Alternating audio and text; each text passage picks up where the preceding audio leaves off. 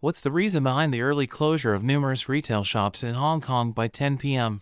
The streets are eerily deserted. What's conspicuously absent here? I remember the bustling crowds around Temple Street just a couple of years ago. Hong Kong appears to have empty airports due to a lack of tourists. The same thing happened to mainland China. It appears that nobody uses this airport. This was the scene I saw in Hong Kong at about 9 o'clock when I went to the grocery store. Nothing exists, not even rice. There doesn't seem to be much left. How did the street end up there?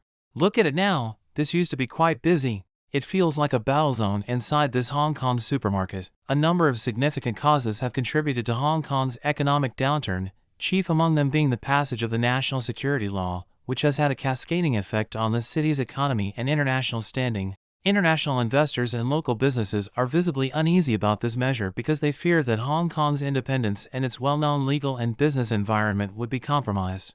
To make matters worse, Hong Kong's extremely tight anti-pandemic measures, among the strictest in the world, have severely cut off the city from both foreign tourists and mainland China, which is its main source of visitors. The effects are severe. In 2018, Hong Kong welcomed an average of 5.4 million tourists per month before the epidemic, a number that sharply decreased in the following years. The number of tourists arriving has fallen to less than 60% of what it was in 2019. There are a number of reasons behind this decline in Hong Kong's attraction.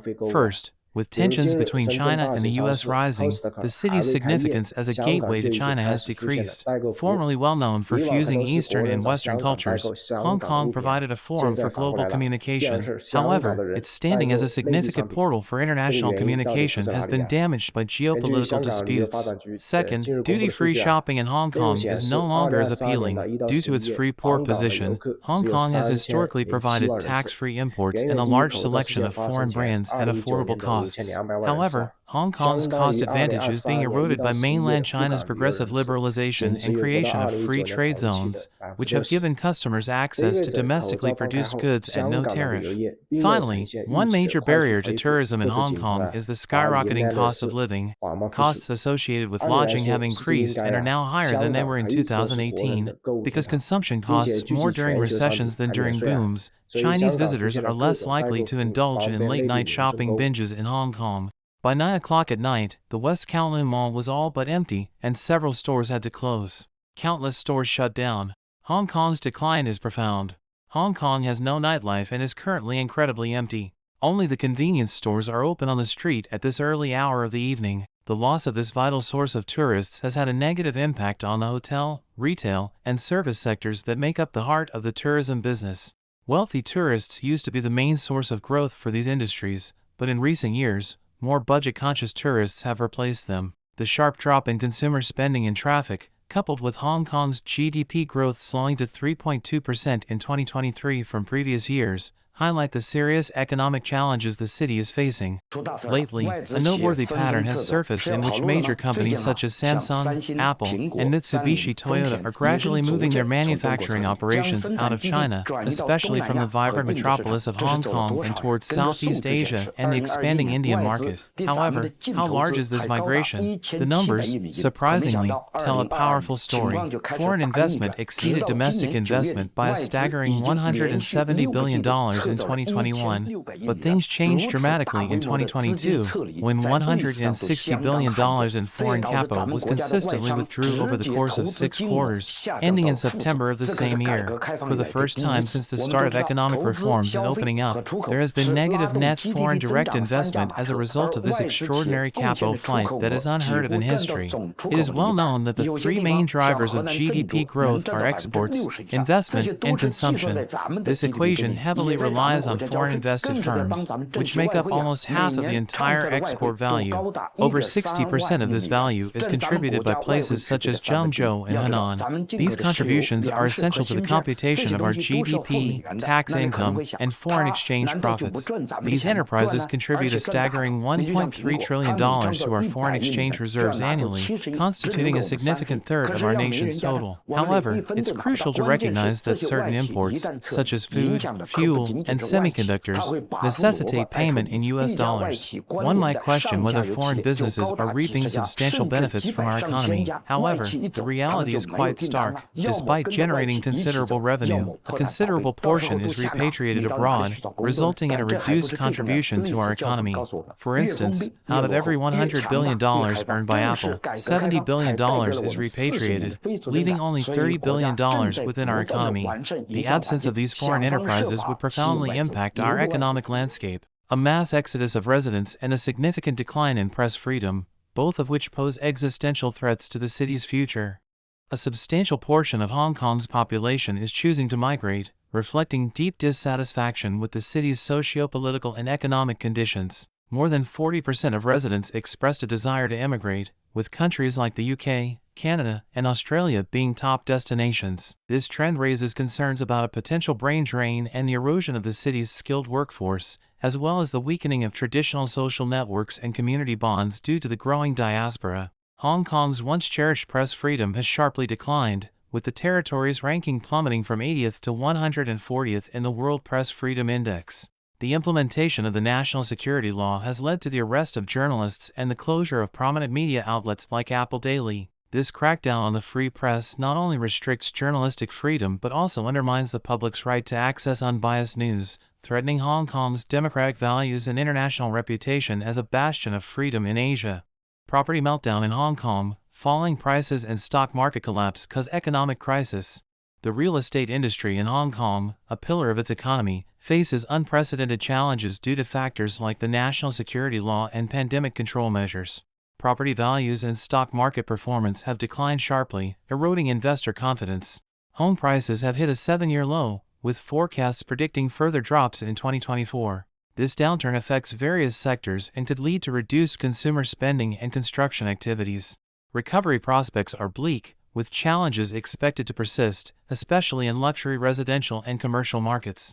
Hong Kong's property market resilience is being tested, with recovery contingent on economic, social, and political stabilization efforts. Presently, China grapples with a multitude of urgent challenges.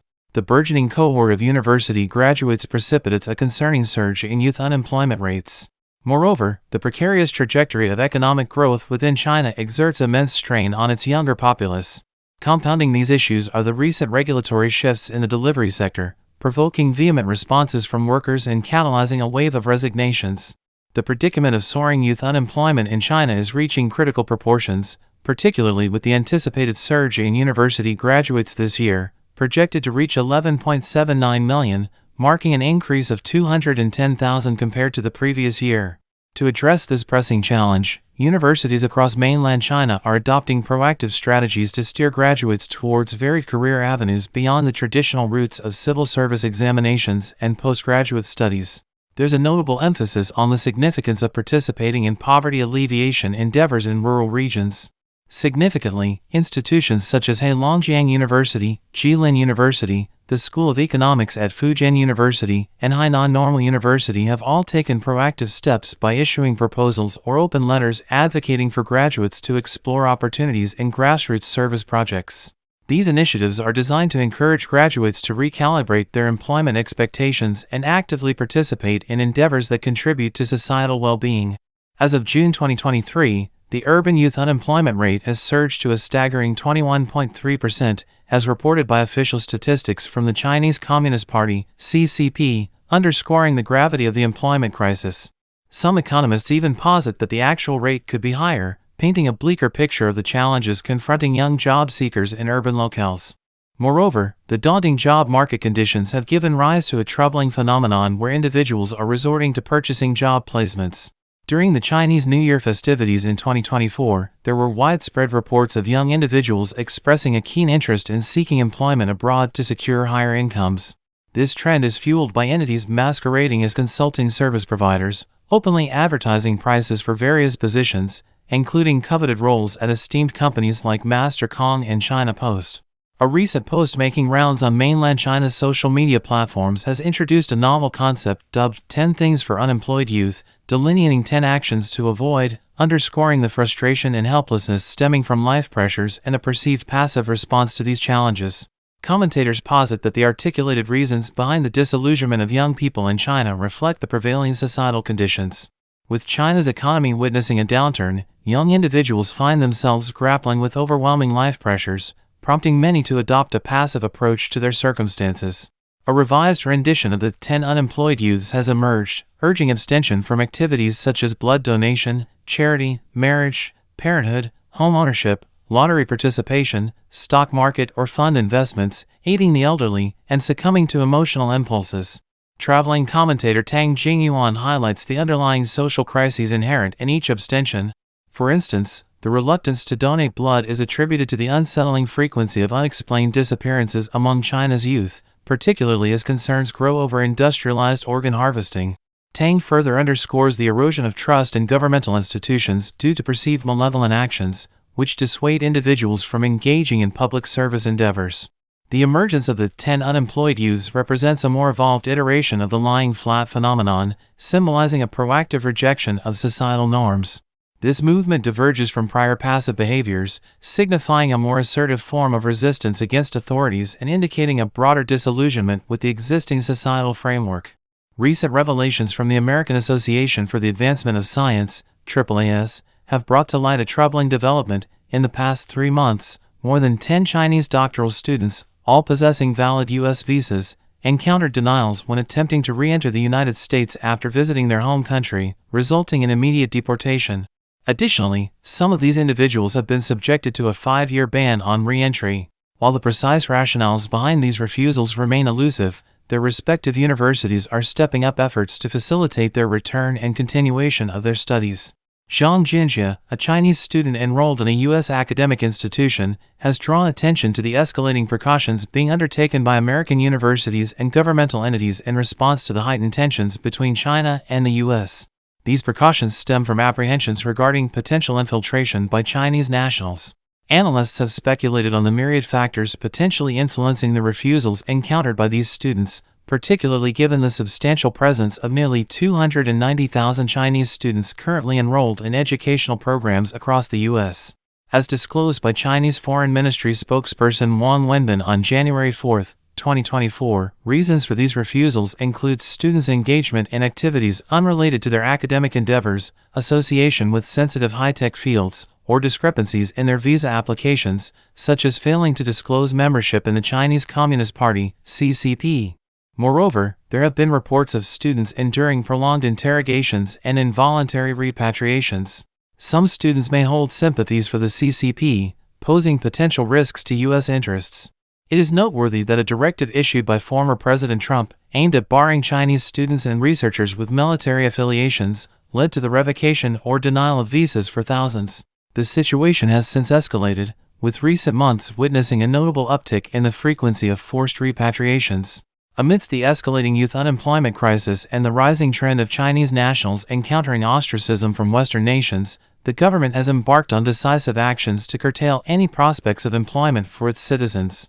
One of these measures involves the implementation of the new delivery law. Announced by the Chinese government, the revised regulations governing the management of the express delivery industry officially took effect on March 1. These amendments signify a tightening of regulations within the delivery sector. Consequently, a growing number of delivery personnel are resigning in response to these stringent regulations, thereby directly impeding China's logistical operations. Just 3 days after the enactment of the new express delivery regulations, for delivery personnel from a particular station resigned following complaints lodged against them. The repercussions of such resignations might not be immediately apparent to many. Allow me to elucidate briefly. Typically, each express delivery station is responsible for servicing several routes, dividing the entire area accordingly. Under the 3 express, 1 reach rule, one individual is tasked with overseeing a designated area. Presently, delivery personnel are confronted with the challenge of managing a high workload, as they are expected to handle over 300 parcels per day, with each delivery fetching a fee of $0.07. Furthermore, certain express deliveries necessitate drop-off at express stations. For this service, the express delivery station typically compensates the delivery person an additional $0.042 per order. Typically, each express delivery station designates one delivery person to oversee all the express stations in the vicinity, entailing the delivery of approximately 700 to 800 parcels daily. Consequently, their remuneration tends to be relatively elevated, averaging around $845.01 per month. However, managing the daunting workload of 700 to 800 parcels entails working continuously for 14 to 15 hours. Consequently, the turnover rate among employees in the express delivery industry remains notably high. For instance, when a delivery person decides to quit, they are required to notify their supervisor in advance. Subsequently, the boss of the express delivery station initiates online recruitment efforts. Newly recruited employees undergo training conducted by experienced delivery personnel for approximately a week to ensure proficiency and minimize errors. However, some individuals find the demands too taxing to endure. Typically, it takes around half a month for a new delivery person to seamlessly replace their predecessor. However, if 4 delivery personnel from a single station suddenly resign, the dynamics change drastically. The worst-case scenario entails a situation where no one is available to handle express parcels at the warehouse. This predicament may lead to fines for incomplete deliveries, and if the signing rate falls below standards, additional penalties may be imposed. In the direst circumstances, the supervisor of the station may also resign, resulting in the complete paralysis of the route. Here's some insider insight into the express delivery industry that I'd like to share with everyone. It seems that amidst discussions online, many are questioning why express deliveries could be conveniently delivered to their doorstep before but not anymore. The answer lies in consumer behavior. In the past, consumers were more lenient towards delivery mishaps, but now, they're less tolerant and quick to switch services. With China's vast population, there's always someone else willing to take on the job if one person quits. However, the real issue isn't just a superficial conflict between delivery personnel and customers. It stems from the underlying conflict between express delivery companies and their employees. If these companies increase delivery fees for e-commerce merchants, the merchants will likely raise prices on goods. Eventually, this cost will be passed on to the entire population. By learning from successful models like SF Express and JD.com, express delivery companies can improve their services and overcome these challenges. This holistic approach could lead to a resolution that benefits both delivery personnel and customers alike. Many netizens express a desire to use express cabinets or stations to save money, avoiding additional charges for delivery upstairs and fearing that e-commerce merchants will hike prices on goods. However, the reality is becoming increasingly stark. If a customer paying just $1.39 for postage files a complaint against a delivery person, resulting in a staggering fine of $1,408.35, the entire route could be severed, leaving deliveries stranded. Today, on the third day following the enforcement of the new express delivery regulations, nationwide complaints have surged dramatically. This trend dispels any illusions, revealing a singular ultimate goal: an inevitable increase in goods prices and delivery fees, which will be borne by the entire population, albeit potentially generating more job opportunities. The landscape of the express delivery industry is on the brink of transformation.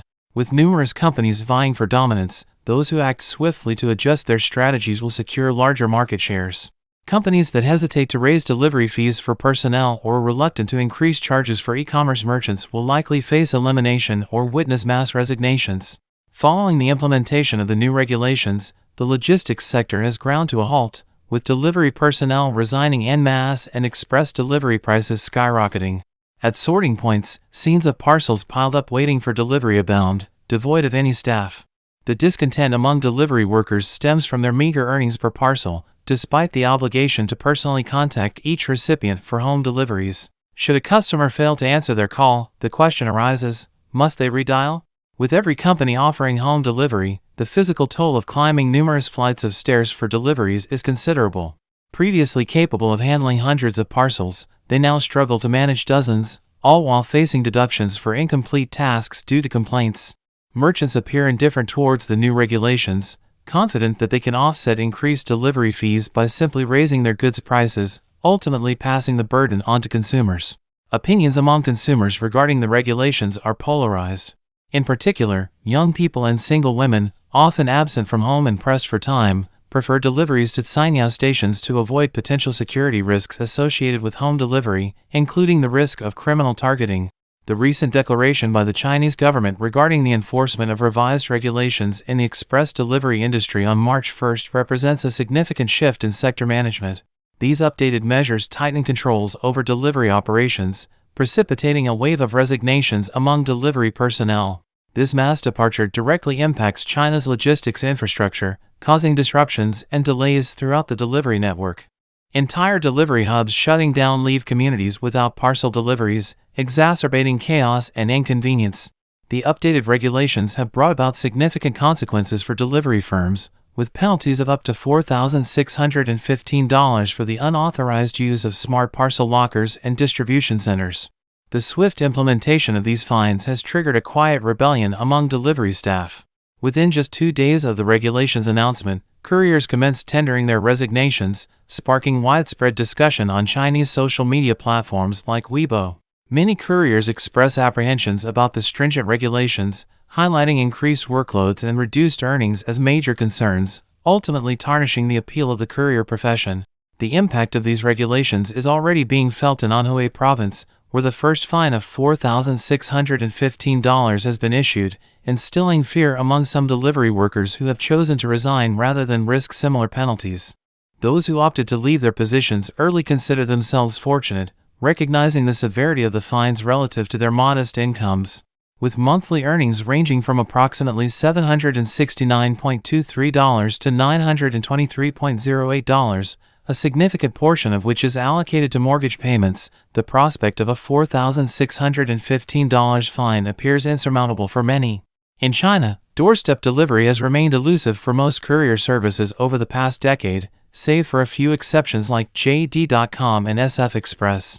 This is largely attributable to the prevailing payment structure, wherein delivery personnel are compensated per delivery at meager rates offered by standard companies. Consequently, many couriers gravitate towards expedited drop-off methods like smart lockers or delivery centers to enhance efficiency.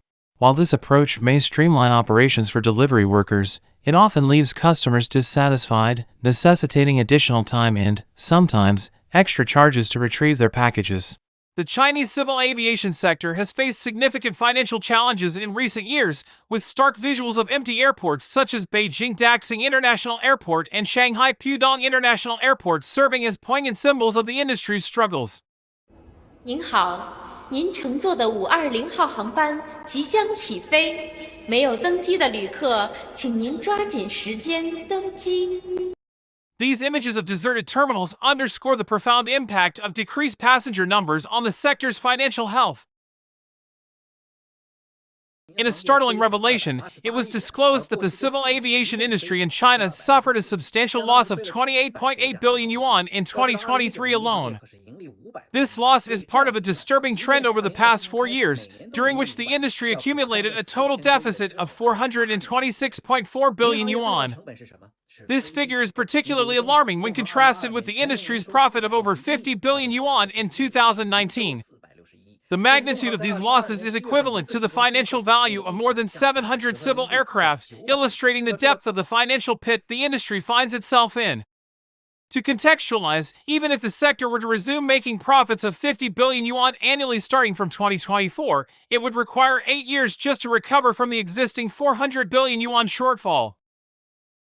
This financial predicament is exacerbated by a combination of factors, including a decline in both foreign and domestic passenger numbers and the substantial financial burden of aircraft acquisitions. Airlines, likened to individuals in a debt spiral, find themselves in a precarious position where their expenditures, primarily driven by the need to purchase and maintain aircraft fleets, far exceed their earnings. This situation is further aggravated by the necessity to finance these purchases through loans, leading to additional financial strain from interest payments.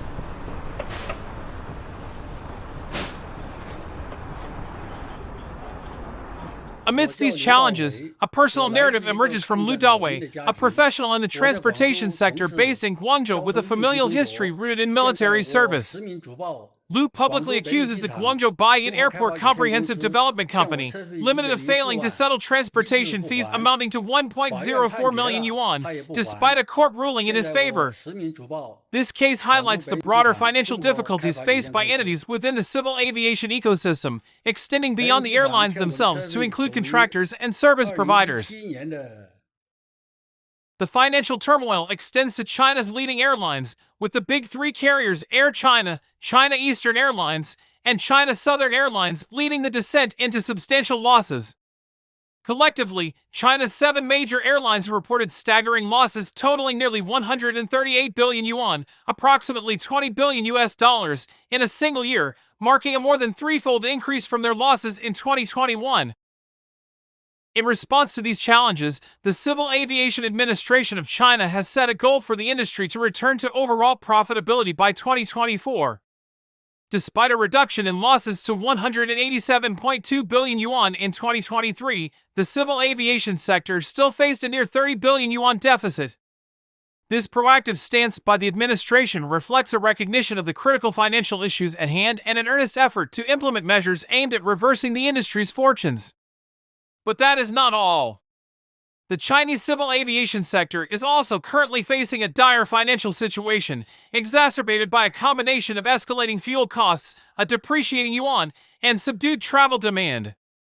The surge in jet fuel prices, which have increased by over 50% since 2021, has significantly impacted airlines' primary expenses, leading to substantial financial strain. The volatility of fuel prices has made cost management increasingly challenging, with airlines struggling to hedge effectively against these fluctuations. The continuous increase in gasoline prices in China has sparked debates about its impact on the broader economy and consumer behavior, particularly regarding the promotion of electric vehicles. With a substantial portion of gasoline costs attributed to taxes, the financial burden on Chinese consumers is considerably higher compared to their counterparts in countries like the United States, Germany, and Japan, when considered relative to average incomes. The depreciation of the Chinese yuan by 10% against the US dollar since 2018 has further compounded the sector's financial woes. This currency devaluation has increased the cost of dollar-denominated expenses, such as jet fuel and aircraft leasing, adding another layer of complexity to the industry's financial challenges. China's strict zero-COVID policy and repeated outbreaks have significantly dampened travel demand. Domestic traffic has only managed to recover to 75% of pre-pandemic levels, and the collapse in international traffic has been even more pronounced. The visual emptiness of airports such as Hangzhou, Nanning Wushu International, and Luting further illustrates the dramatic decline in passenger numbers. The financial health of China's aviation sector is precarious, with all 7 of the country's largest airports reporting negative net revenue. The situation has become so severe that several smaller carriers are now facing the real risk of bankruptcy. In 2023 alone, the civil aviation sector reported losses amounting to 288 billion yuan, contributing to a total loss of 4,264 billion yuan over the 3 years of the pandemic. Notably, among the world's 24 largest airline groups for Chinese carriers, including China Southern Airlines, China Eastern Airlines, Air China, and Hainan Airlines, are the only ones operating at a loss. China's aviation sector is also grappling with soaring debt levels, with the total debt-to-asset ratio climbing from 67% in 2016 to over 80%. This increase in debt levels has severely constrained the borrowing capacity of carriers, leaving them ill-equipped to navigate the current crisis. The liquidity situation is dire, with even the strongest airlines having quick ratios that indicate insufficient liquid assets to cover short-term liabilities. Amidst these challenges, there is speculation that the Chinese government might intervene with a bailout. However, there is concern that this could lead to a repeat of the problematic sector-wide bailout experienced in the early 2000s, which resulted in major overcapacity issues and ultimately cost taxpayers nearly 10 billion. Without significant changes in strategic interventions, the Chinese aviation industry risks a proliferation of ghost airports, with facilities constructed but remaining in use due to financial and operational constraints. The sector stands at a critical juncture, requiring comprehensive and well-coordinated measures to address the multifaceted challenges it faces to ensure its long-term viability and sustainability. In the midst of December 2023, an online sensation erupted over a dance performance by an employee hailing from the renowned Chinese restaurant, Haidi La Hot Pot. This video, featuring the dancer clad in the restaurant's uniform, showcased a routine devoid of expression and customer engagement, sparking debates across Chinese online platforms. The dance style, originally from Ganji province in southwest China, had become synonymous with the restaurant chain. However, public sentiment towards the dancer's performance leaned more towards a puzzling sense of melancholy than the intended cheerfulness. This viral incident came to symbolize the broader challenges faced by China's contemporary restaurant industry. Within the competitive landscape of the restaurant business, proprietors find themselves wrestling with the daunting task of attracting patrons. Even the most vibrant melodies fall short in masking the palpable exhaustion and helplessness experienced by employees. As we navigate through the year 2023, the survival of China's restaurants appears precarious. A wave of closures seems to sweep across the landscape. Hot pot establishments are shuttering, dessert venues are calling it quits, Japanese buffets are fading away, dumpling joints are closing shop, and barbecue restaurants are succumbing to the economic strain. The question lingers, has the time for restaurant owners to lament their fate arrived too late? As the aftermath of the prolonged epidemic and strict CCP control continues to reverberate, the catering industry remains ensnared in profound challenges. Despite the lifting of the lockdown at the end of 2022, overall recovery remains elusive, with the restaurant sector bearing the brunt of the hardships. Official Chinese statistics for the first half of 2023 paint a stark picture, with 460,000 enterprises shutting down and 3.1 million personal businesses being deregistered. Notably, 373,000 restaurants nationwide have been forced to close their doors, including 880,000 milk tea businesses, 120,000 express snack ventures, and 12,000 hot pot establishments. With the nation's economic downturn persisting in the latter half of 2023, projections hint at the closure of over 600,000 restaurants by year-end. However, it's essential to scrutinize these official figures, as optimism tends to color China's reports.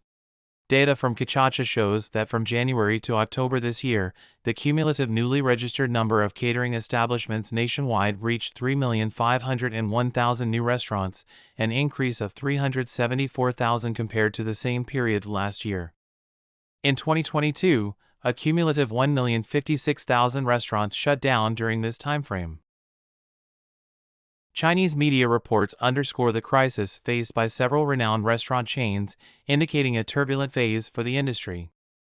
For instance, the renowned Hot Pot Eatery, which, despite its fame, now finds itself restricted to only 2 operational outlets in Shenzhen, a prominent first-tier city in China.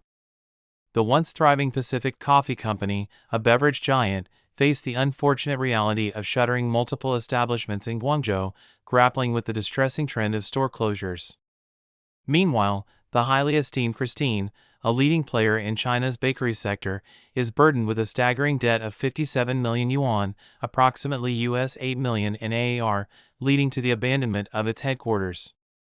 In a similar tale of financial turmoil, a fledgling bakery brand witnessed the collapse of its capital chain, resulting in a complete halt to all production activities. The iconic Shun, hailed as a dessert king for a generation of Chinese, faced a somber fate as it bid farewell to all its Shenzhen outlets, with only a handful remaining scattered nationally. This narrative paints a vivid picture of the challenging landscape within the culinary and beverage industry, underscoring the pervasive impact of economic hardships on even the most iconic brands. Why are so many restaurants closing down even though the epidemic restrictions were removed? The conversation between this Chinese businessman and his friends over a meal may shed some light on it. I think the level of consumption will now drop from month to month. Before the epidemic control was lifted, I still thought that after the restrictions were removed, China's economy would be consumer-driven. That is, an economy driven by the market. But today, it has completely become an economy driven by war preparations, and everything is to prepare for war. If it is battle-driven, it means that first of all, the process of urbanization will come to an end, and it will even go backward because in China, urbanization is already 70%. The economy in the south will shrink gradually, and heavy industry in the north will rise. If you go to Xi'an, you can see that its economy is probably the best in the entire country because it has heavy industry resources, and all aspects are tilting towards the north. In Guangdong province, the economy is mainly driven by people's livelihood. It falls into the category of light industry, including many factories that have been converted into military industries. This includes the workshops of some companies that have already been converted into military facilities. So obviously, we sense that the domestic needs aren't going to cut it. Consider this perspective from a local entrepreneur who, much like many others, anticipated a swift recovery for China's economy following the easing of pandemic restrictions in late 2022. However, the unforeseen reality since 2023 has plunged China into a deflationary state marked by sluggish domestic demand and feeble external market conditions. This economic downturn has triggered a domino effect, leading to numerous business closures and substantial layoffs.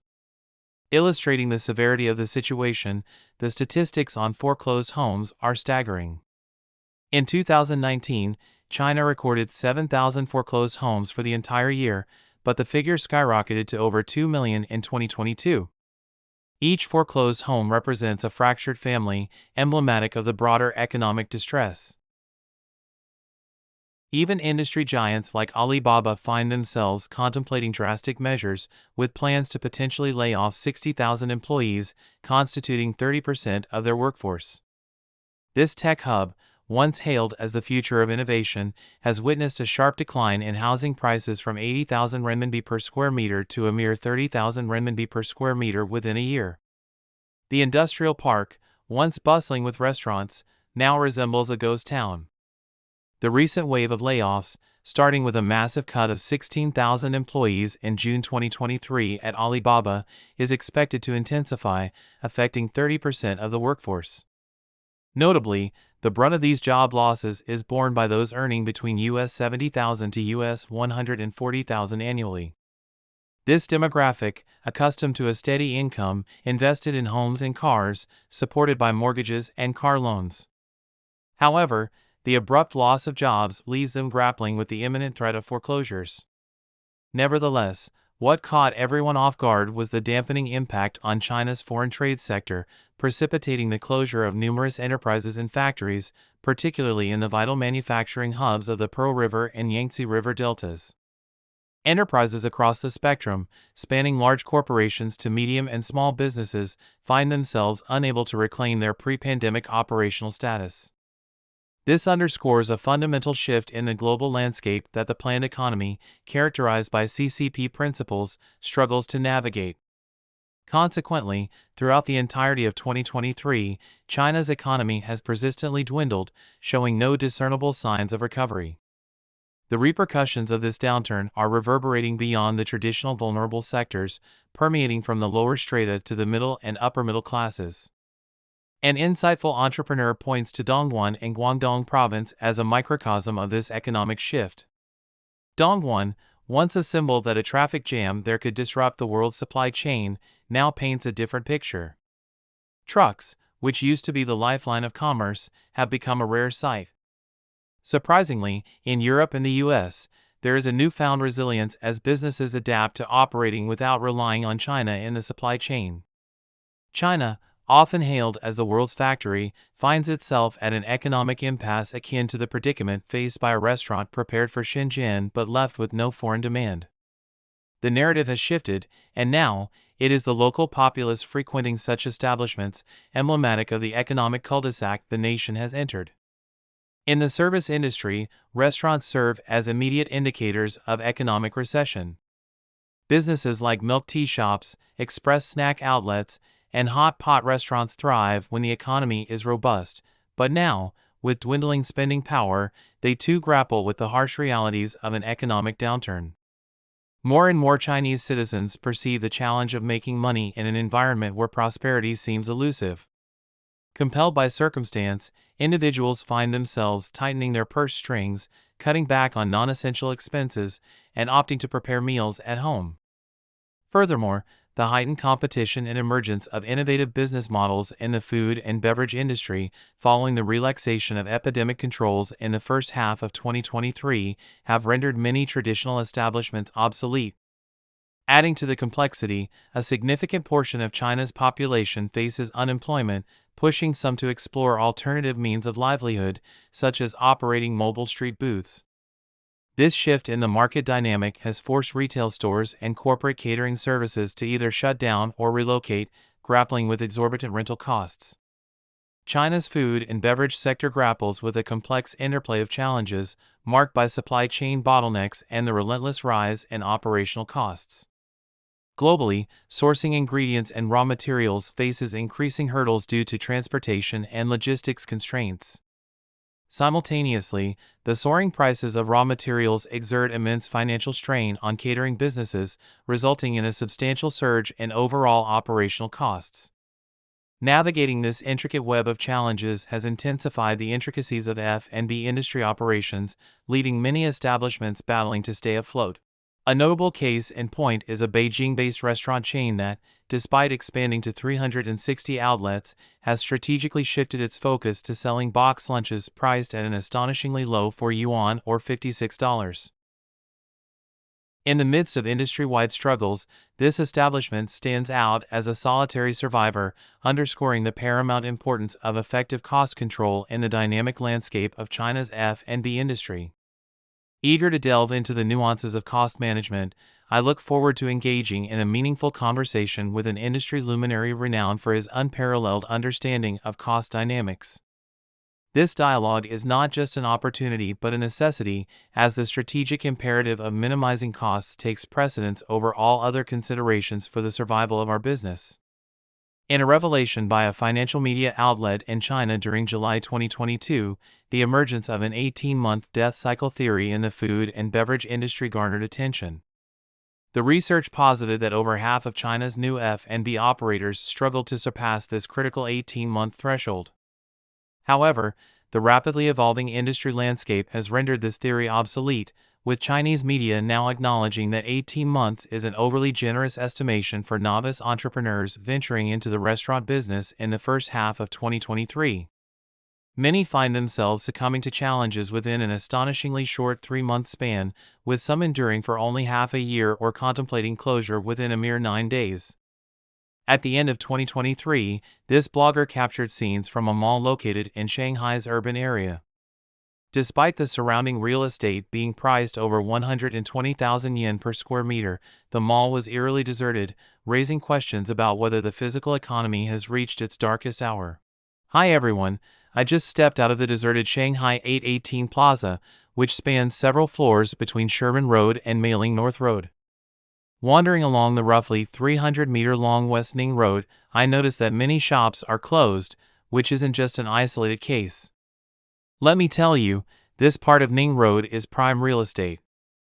It's a traditional commercial street in Shanghai featuring West Ning Road Station serviced by Metro Lines 2, 12, and 13.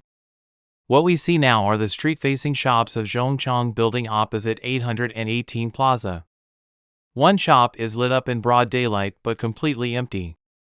Despite being near the Metro Line 2 exit, these few shops have changed hands several times over the years, selling clothes, running a Starbucks, and have also been closed several times. Business seems tough. A blogger highlighted the dire state of Shanghai's physical economy this year, noting that 80% of business owners running hotels, restaurants, and supermarkets are operating at a loss or barely breaking even. Shot this video yesterday with my family in Shanghai, showcasing the once famous Qingda Plaza. I'm sure many of you know this place, but look at it now. This was around 6:30 p.m. yesterday. It should be a peak time with high foot traffic, but it's visibly deserted. I guess there were less than 300 customers or visitors in the entire mall. Many shops were closed, including during mealtimes when it's usually busy.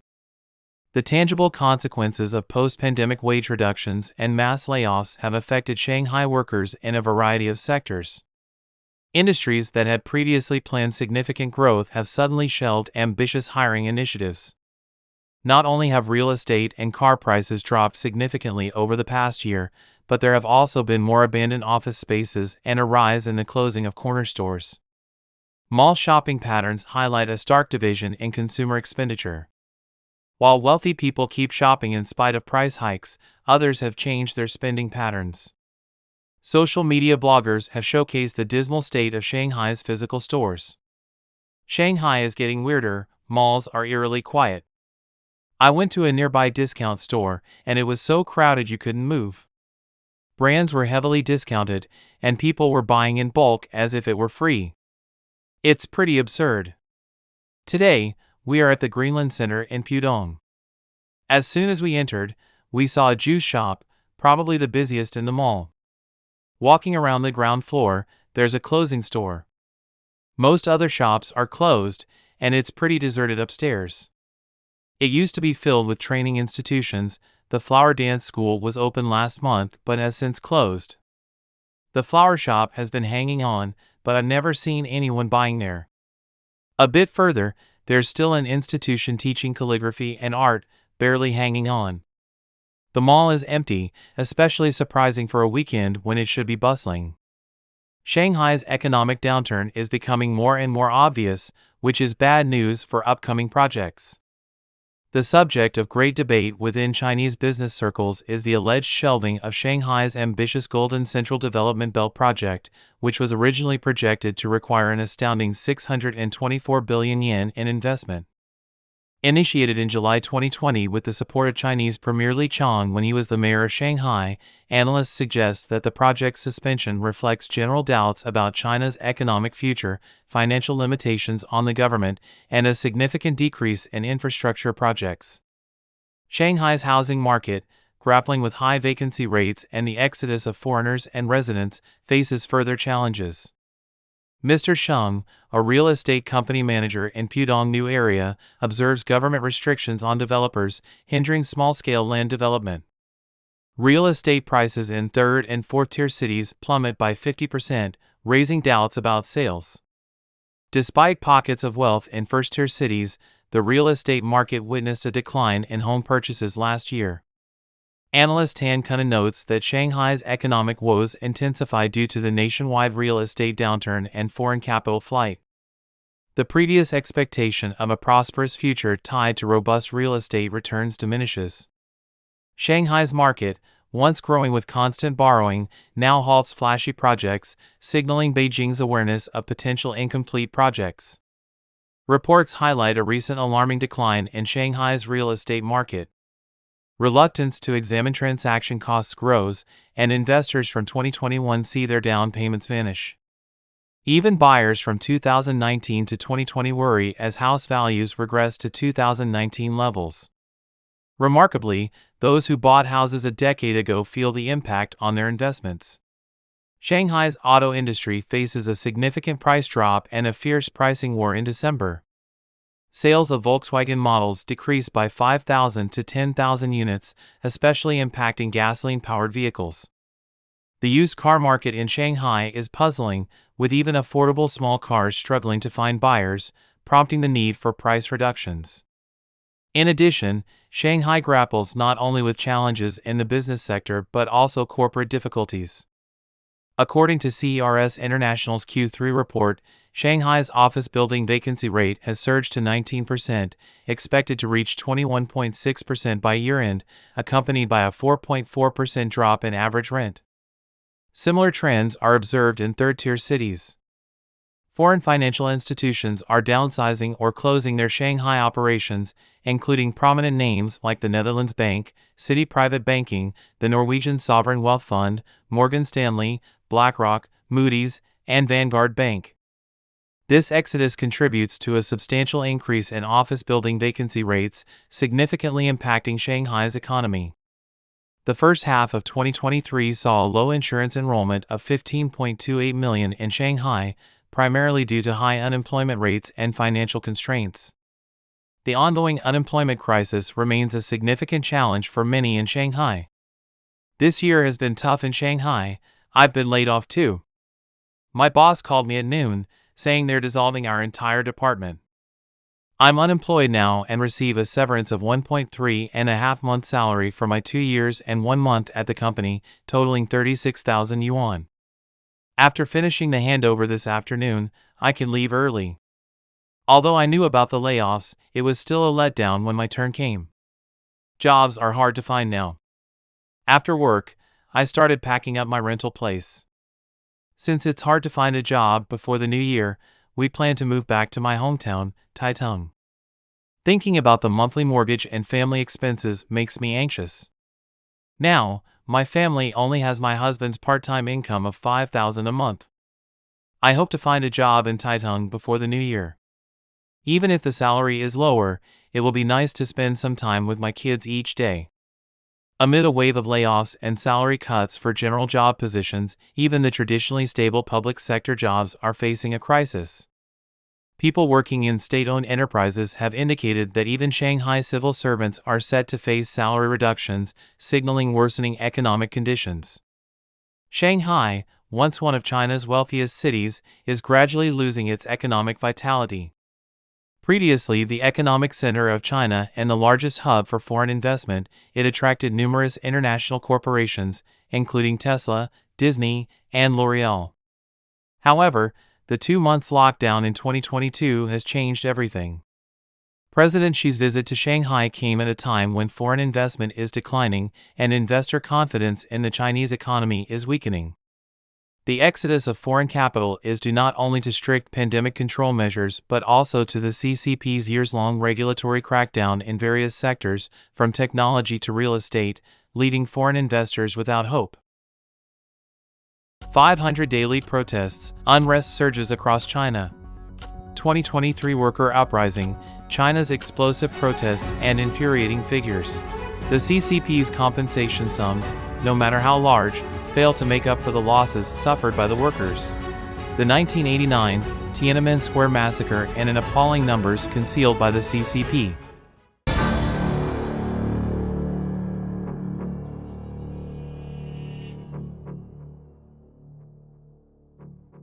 "500 daily protests, unrest surges across China." On February 2, Xi Jinping, leader of the Chinese Communist Party, visited the Pingjin Battle Memorial, stressing the importance of preserving the hard-won red land to his entourage. Analysts view this as a sign of Xi's concern amid growing unrest in Chinese society. With Evergreen's collapse, Xi faces major challenges, including the fate of 6 million homeowners with unfinished homes. The stock market decline coincides with an average of 500 daily protests, with citizens demanding the ousting of the Communist Party and Xi Jinping. According to Taiwan's central broadcasting station, mass protests in China have risen sharply from a few thousand annually to over 100,000, with around 500 protests occurring daily. In 1993, there were 8,700 incidents. By 2009, that number soared to over 90,000. The 2013 Blue Book suggests hundreds of thousands of such incidents annually. As the government grapples with internal and external threats, investing heavily in defense and surveillance, social tensions escalate, revealing deeper fractures within Chinese society. 2023 worker uprising, China's explosive protests and infuriating figures. China is ablaze with worker discontent, with a staggering 1,178 labor rights violations recorded in recent months, marking a relentless surge from the earlier 741 cases.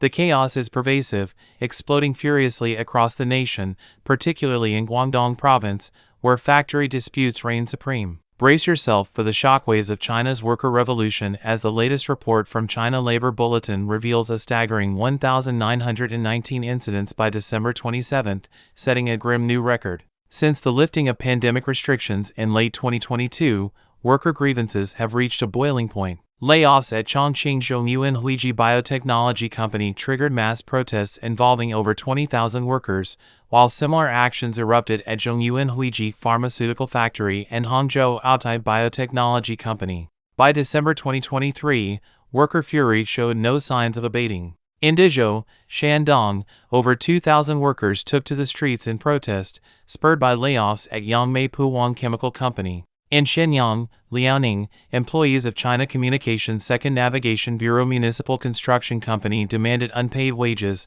while bankruptcy at Shanghai's B.Y.D supermarket led to protests by 800 employees.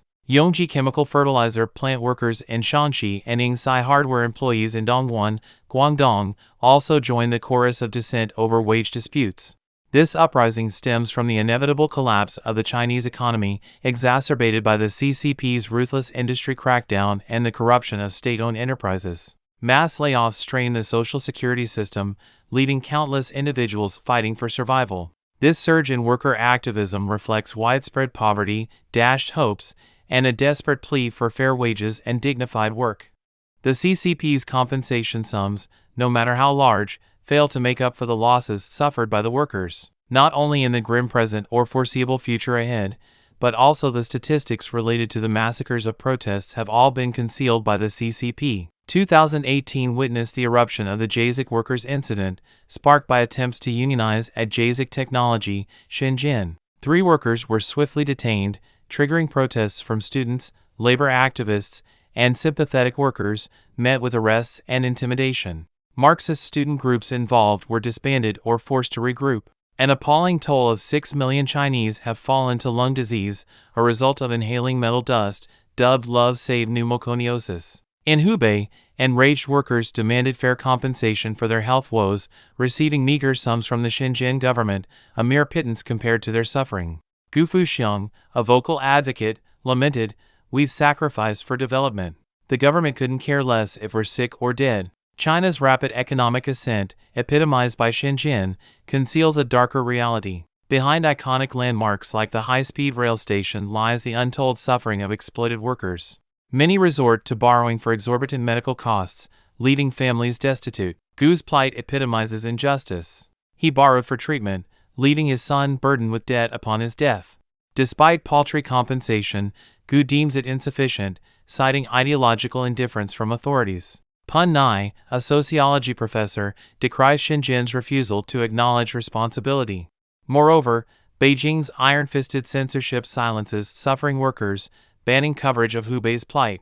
Despite protests and demands for justice, the government remains silent. Gu worries about the dead he leaves his descendants, lamenting lost opportunities due to illness. Young activists, inspired by communist ideals, support workers' rights. Their protests, however, face suppression, with arrests and censorship failing to stem dissent. Information spreads, fueled by discontent over inequality and corruption. The 1989 Tiananmen Square massacre and in appalling numbers concealed by the CCP. After 35 years since the infamous June 4, 1989 crackdown, where the Chinese regime brutally silenced a peaceful protest, the right to assemble peacefully in China remains tightly restricted, showcasing the regime's authoritarian stranglehold. Protests and gatherings are relentlessly labeled as threats to public order. Under President Xi Jinping's iron fist rule, restrictions on protests have tightened, making it extremely challenging for citizens to express dissent openly. During that tragic event, hundreds, possibly thousands, were callously gunned down by the Chinese military in Tiananmen Square, their voices for political reform silenced. The true extent of the casualties remains hidden due to oppressive censorship, yet brave individuals continue to defy the risks, refusing to be silenced. Countless reports detail the horrific toll of the Tiananmen Square massacre. The Chinese Red Cross estimates deaths between 2,600 to 3,000. Shocking revelations emerged in June that year from U.S. Consulate General in Hong Kong, unveiling internal PRC government records, 8,726 killed in Tiananmen Square and Chang'an Avenue from June 3 to 4, plus 1,728 more by June 9 in adjacent areas, totaling 10,454 dead and 28,796 injured. While American intelligence backs these figures, their authenticity remains uncertain. Internal files from the Southern Theater Command shed further light on the massacre, exposing heinous crimes by the 27th Army Corps. Hong Kong media reports suggest U.S. intelligence, drawing on these documents, estimates a death toll of up to 40,000, with 10,454 confirmed fatalities. This damning evidence starkly contradicts the PRC government's insistence that no one died in the 1989 Tiananmen Square incident. In the years following the crackdown, University students have been groomed to endorse the party's economic and political agenda,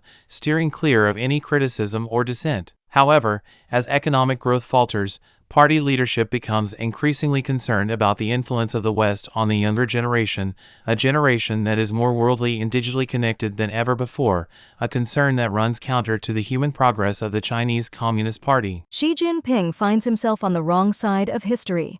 Chinese President Xi Jinping once had a Midas touch, turning everything he touched for China's benefit. However, after accumulating power unseen since Mao Zedong, the highest Chinese leader now seems to turn much of what he touches to ashes.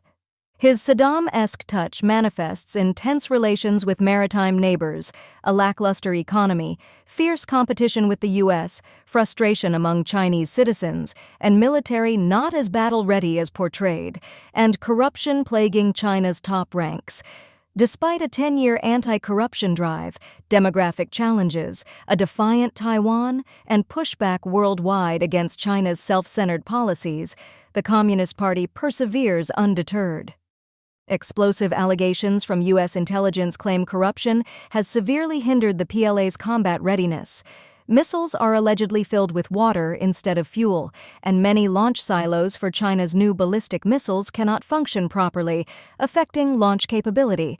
While unverified, it indicates serious problems in the PLA, with top ranks cleared out and dozens arrested. Whether true or not, one wonders what other surprises await Xi inside the PLA, which he urges to prepare for war and strict loyalty to him and the CCP, calls that go unheeded. Xi strived to eliminate rivals from the Communist Youth League and Shanghai clique, but now finds enemies within his own camp, as loyal followers prove unreliable and greedy. With inner circle betrayal affecting his psyche, might Xi grow more paranoid, increasing the chance of misjudgment, like provoking an armed conflict? Xi is not eliminating intra-party competitors now, but his own followers. The ideological unanimity Xi treasures among top ranks may suffer. Thus, major improvements in China's 2023 economy or relations with the U.S. and allies are unlikely. While Xi's ruler-for-life status seems secure, arrogance turns friends into foes, as with the Philippines, where tensions rose despite Xi's peaceful rhetoric. Xi mentions a time of testing in his annual New Year's Eve speech, directly citing negative emotions and societal problems, which may acknowledge pressure from within the CCP. But true to form, Xi evades responsibility, claiming everyone must work together to deal with these things. Xi continually postponed the 20th Party Congress Third Plenum, reportedly because he was unable to offer any viable solutions, and subsequently blamed the Politburo for not advising him. His solution? Increase ideological indoctrination. Forced indoctrination is the CCP's fix, since Xi believes ideological laxity the root of China's problems. He fears historical nihilism, eroding faith in communism as in the USSR. Even private entrepreneurs waste time studying Xi Jinping thought. Xi tries reassuring the West that China will stay open, but shapes an increasingly authoritarian and paranoid cocoon, a new Great Wall protecting China from foreign influence. The rich and multinationals witness significant capital outflow, $50 billion in 2022 alone, while banks grapple with behemoths like Evergrande owing 2.4 trillion yuan. Clueless Xi lacks solutions beyond halting embarrassing data releases and warning businesses and journalists against negative news. China rang in 2023 wishing Russian President Vladimir Putin congratulations and declaring 2024 a China-North Korea friendship year, alongside Kim Jong-un. China stands by Russia's ongoing brutal invasion of Ukraine and missile provider North Korea, its preferred friends. Another worrying development is Chinese small arms appearing abundantly in Hamas's hands, including QBZ assault rifles and QLZ-87 automatic grenade launchers. Israel is investigating how Chinese gear ended up with Hamas, likely via Iran. Once close with China, Israel now faces Beijing's refusal to condemn Hamas and accusations of exceeding self-defense. Beijing must explain why terrorists possess its weapons and military equipment. Adept at exploiting global conflicts to weaken the U.S. and gain footholds, Xi increasingly finds himself on the wrong side of history. New Cold War expanding? China enhances relations with developing countries. Beijing has upgraded its descriptions of relationships with 17 countries and regions, most of which are developing countries. This is an unprecedented pace during Xi Jinping's first decade in power. While Washington's diplomatic strategy relies on alliances with mostly wealthy allies, Beijing is doing the opposite by using aid, trade, and investment to attract developing countries that make up the majority of the world's population.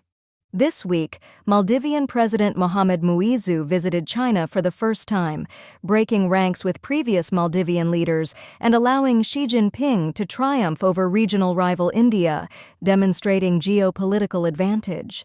As strategic competition with the United States deepens, China is increasingly thirsty to consolidate partnerships with more countries, said Sun Yun, director of the China program at the Stimson Center, especially those economically dependent on China or with similar worldviews. Last year, countries that upgraded relations with China included African neighbors Turkmenistan and Kyrgyzstan, Zambia and Ethiopia, as well as Venezuela, Uruguay, and Colombia in Latin America. China also strengthened relations with the Solomon Islands and Nicaragua, both of which have switched recognition from Taiwan to Beijing. Many of these countries are in areas of contention with the U.S. and the West, said Eric Olander, co-founder of the China Global South Project. He added that for countries leaning towards China, they get rewards by upgrading diplomatic relations, which locks them into China's orbit. Beijing uses different labels for its bilateral relationships. It describes firm friendships that endure under various conditions as all-weather strategic partnerships with countries like Pakistan, Belarus, and Venezuela. For the U.S., it describes the relationship as a new model of major power relations. In April, China formally upgraded relations with Singapore to a forward-looking comprehensive strategic partnership, reflecting cooperation across digital economy, green development, and other areas. China uses strategic to describe many new relationships.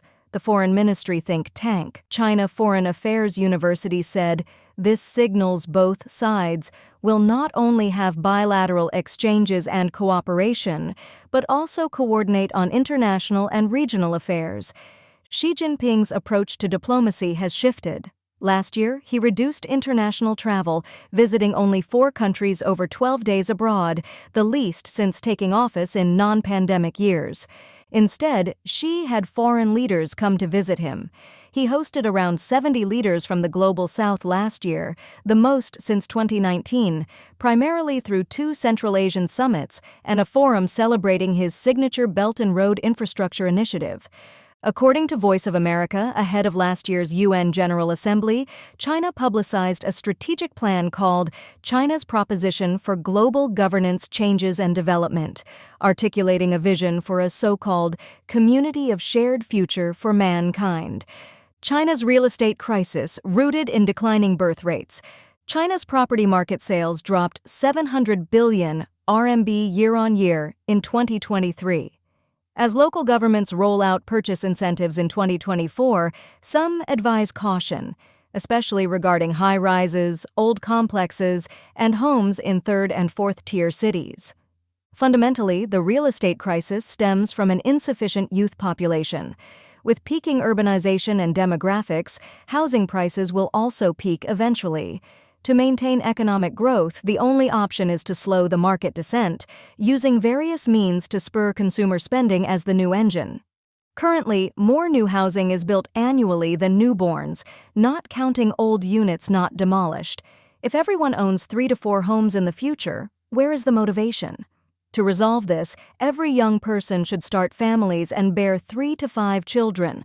Only with a population dividend in 20-30 years can manufacturing, real estate, automotives, and consumption thrive, creating ample jobs. But how many youths still desire marriage and children nowadays? Moreover, Chinese consumers are growing timider. Experts attribute this mainly to the 300-fold housing price inflation over decades contrasting with 5-fold salary growth. As prices climbed, people felt their wealth gradually stripped away and became unwilling to spend much on consumption. The price-to-income ratio directly demonstrates the income-price mismatch. This metric measures how many years a family must save their entire income to fully pay for a home. According to Zhug data, the national average was 11.9 in 2023 H1. First-tier city averages were over 30, with Shenzhen and Shanghai exceeding 35. Second- and third-tier city ratios were 12.7 and 8.6. Though decreased recently, the ratio remains above normal levels. Home ownership is an insurmountable mountain for most ordinary people. Considering the government's eagerness to stabilize the market, further price hikes are unlikely, with even slight decreases probable. After 3 years of severe pandemic controls, people have growing concerns about their futures, pension, healthcare, and other social welfare problems. Hence the preference to save up for rainy days, since China's social security system has huge gaps, providing almost no safety net. Another factor is younger generations now emphasize rational consumption and practicality over material enjoyment. Additionally, almost no favorable purchase policies can further stimulate demand in cities nationwide. Once exhausted, restrictions will inevitably relax. With worsening demographic troubles and disappearing dividends, future supply-demand imbalances will intensify. Without population support, how can the property market maintain current prices? Looking ahead, investors should be prudent to avoid potential risks. Xi's anti-corruption drive, political loyalty, safety, and hidden dangers. As some observers have pointed out, both the communique of the CCDI plenum and Xinhua's commentary devoted considerable space to praising Xi Jinping. They specifically mentioned Xi's strict governance of the party and his creative new concepts, thoughts, and strategies, political loyalty, safety, and hidden dangers. The plenum stressed the need to focus on political loyalty and political safety and timely eliminate political hidden dangers. These terms reveal Xi Jinping's core concerns. Political loyalty has weighed on Xi's mind since he took full power. Former Tianjin Party Secretary Li Hongzhong understood Xi's psychology. His famous quote, "Anything less than absolute loyalty is absolutely not loyal," earned him a spot in the Politburo. In contrast, former head of the Cyberspace Administration Liu Wei was labeled two-faced and purged despite his utmost efforts in internet control and public opinion monitoring. The emphasis on political safety has reached unprecedented heights under Xi.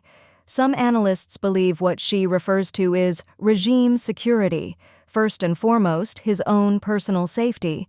Ironically, the legal apparatus directly safeguarding CCP rule became a key target of cleansing. The so-called Sun Lijun political clique is one example. The outside world still does not know what crimes this clique committed. Political hidden dangers is more puzzling. It is not as straightforward as demonstrating loyalty to the leader. What constitutes a hidden danger is subject to speculation. After cementing power at the 20th Party Congress, Xi stacked the Central Committee with his allies, achieving unprecedented political security. Why the talk of hidden dangers? But Xi still seems insecure, judging by developments in the year after the Congress. Two of his promoted protégés, Qin Gang and Li Shangfeng, fell from grace just months later under murky circumstances that the party never explained. Around the same time came a major purge of the rocket forces. Were these eliminations of hidden dangers out of political safety considerations? Political hidden danger is a bottomless pit.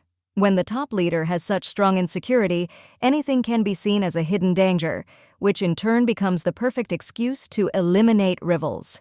The plenum was silent on the fates of former Foreign Minister Qin Gang and former Defense Minister Li Shangfeng, who still hold Central Committee membership. What caused their downfalls? Issues of political loyalty, safety, or hidden dangers? It seems any of the three Shaklis could be slapped on. the three no's of anti-corruption. The more the CCP fights corruption, the more corrupt it becomes. The CCDI plenum communique mentioned the three no's at least twice, making coordinated efforts to foster overwhelming pressure through the three-pronged approach of not daring, not being able, and not wanting to commit acts of corruption. The logic behind the three no's is questionable as an anti-corruption measure. Not daring means the party suspects you might be corrupt, but doesn't let you dare to be. Not wanting verges on revolutionary transformation of the soul, but who knows who wants to be corrupt or not?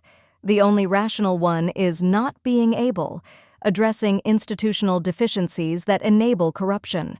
For Xi, the emphasis seems to be on submission rather than effectiveness, not daring, not wanting, all within the realm of his oft-touted political loyalty. Thus, many overseas observers see Xi's anti-corruption drive as selective, with disloyalty to the leader as the greatest corruption, caging power within institutions.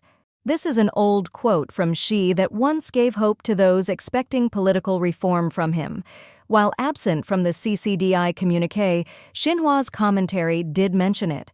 The subtitle was about studying and implementing Xi's important speech at the Third Plenum, and the anti-corruption expressions seemed deeper than those of CCDI. The essence of corruption lies in the abuse of power.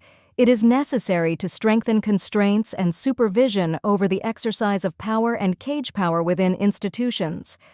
A decade has passed since Xi first said this in January 2013, a key reason cited by some analysts for endemic CCP corruption is that power has not been caged within institutions.